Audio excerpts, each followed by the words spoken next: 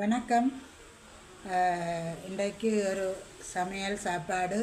உங்களுக்கு தெரியும், முதியோர் எல்லாருமே கிட்டத்தட்ட ஒரே கேட்டகரிக்கு இருக்கிறார்கள் தான். பார்த்தீங்களேண்டா முதியோராக தனித்து விடப்படைக்க எப்படி எங்களுடைய சாப்பாடு இருக்கும் என்பதை உங்களுக்கு காட்டுறேன்.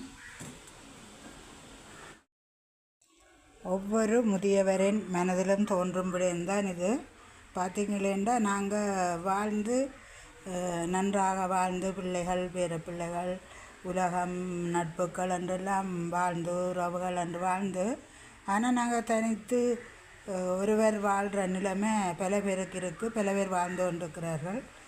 அதுதான் உண்மை. அந்த வகையில் பார்த்தா இந்த ஒருவருக்குரிய உணவு தான் இது. சரியா?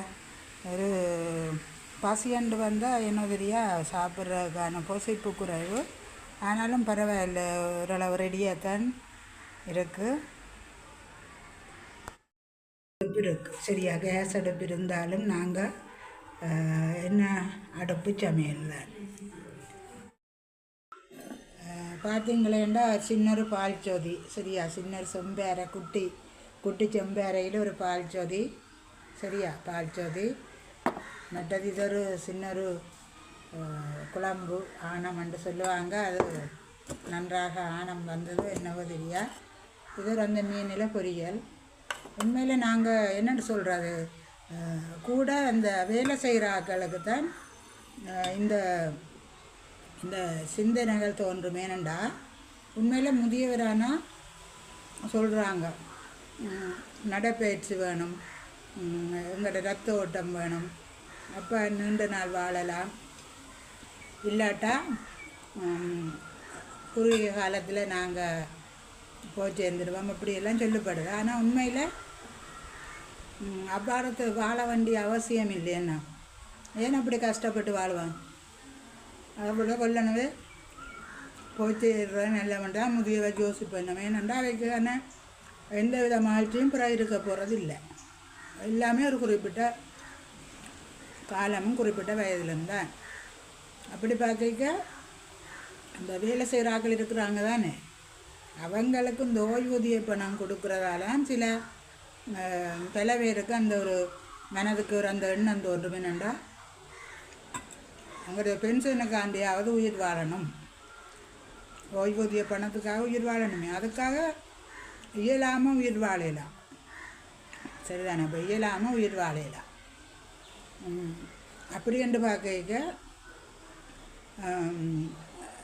எங்களை போல பலர் வேலை செய்கிறார்கள். சரி, இந்த நிலைக்குள்ளே இருக்கிறார்கள். அதால் ஓகே, எப்படியோ வாழ்க்கைன்றது ஒரு வட்டம். சரியா? அதை எல்லோரும் அனுபவிச்சு தான் தீரணும். ஆனால் இப்போ கூட அனுபவிக்கிறோம். என்னென்னா இந்த கூட்டு குடும்பம் சிதறினது. கூட்டு குடும்பமே இல்லை. அது எல்லாம் மாட பேச்சுகளில் பேசுகிறாங்க, அங்கே பேசுகிறாங்க, இங்கே பேசுகிறாங்க. கூட்டு குடும்பம் தான் எல்லாம், கூட்டு குடும்பம் தான் எல்லாம். ஆனால் கூட்டு குடும்பத்தை விரும்புகிறவர்கள் இந்த காலத்தில் இல்லை. அதில் நாங்கள் சிலரை இந்த சாப்பாட்டை பார்த்திங்கன்னா சாப்பாட்டுக்கு பொசிப்பு இல்லாத ஆக்களும் இருக்கணும். அந்த வகையில் வடிவாக சுட சாப்பிடணுமென்று தோன்றுனா கூட அந்த சமயம் ஏதாவது வந்து சாப்பிடாமல் விடுறபடி அங்கே அப்படி போய்கொண்டிருக்கிறது. அதனால் என்ன சொல்ல வரணுண்டா, யோசிங்க, இப்படிக்கென முதியோர் வாழ்வா சாவா, அல்லது ஏன் வாழுவான், பென்ஷனுக்காண்டி வாழணுமா ரெண்டெல்லாம் பலர் அது உள்ளங்களில் ஓடும். அந்த உள்ள ஓட்டத்தின் ஒரு விஷயமாக என்னுடைய சாப்பாடு அமைது.